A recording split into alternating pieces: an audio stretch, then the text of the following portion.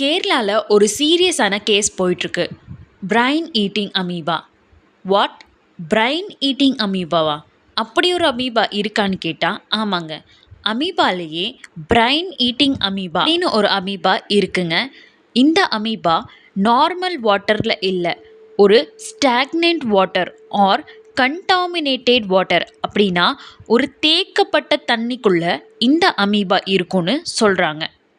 அந்த தண்ணியை நம்ம யாரும் குடிக்கிறது இல்லைன்னாலும் அந்த தண்ணி கிட்ட போகிறதுனாலையோ இல்லை அது நம்ம மேலே படுறதுனாலையோ இல்லை நம்ம மூக்கு வழியாவோ நம்ம வாய் வழியாவோ அதையை நம்ம சுவாசிக்கிறதுனால அந்த அமீபா நம்ம மூக்கு வழியாக உள்ளே போச்சுன்னா அது நேரடியாக பிரெயினுக்கு போச்சுன்னா அது அஃபெக்ட் ஆகும்.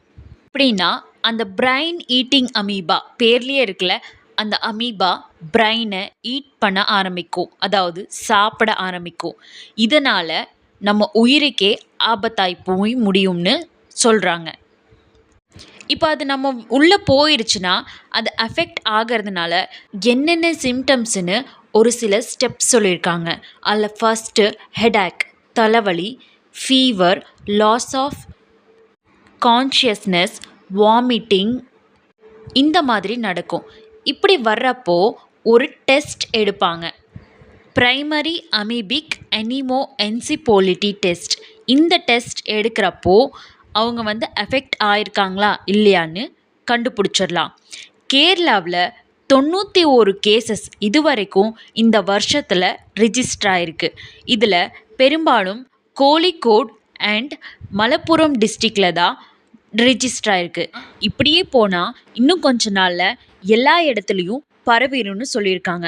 இந்த 91 கேசஸில் 3 வயசு குழந்தையில இருந்து பெரியவங்க வரைக்கும் அஃபெக்ட் ஆகிருக்காங்களாம். அதில் 19 மெம்பர்ஸ் இறந்து போயிருக்கிறதா ரிஜிஸ்டர் ஆகிருக்கு.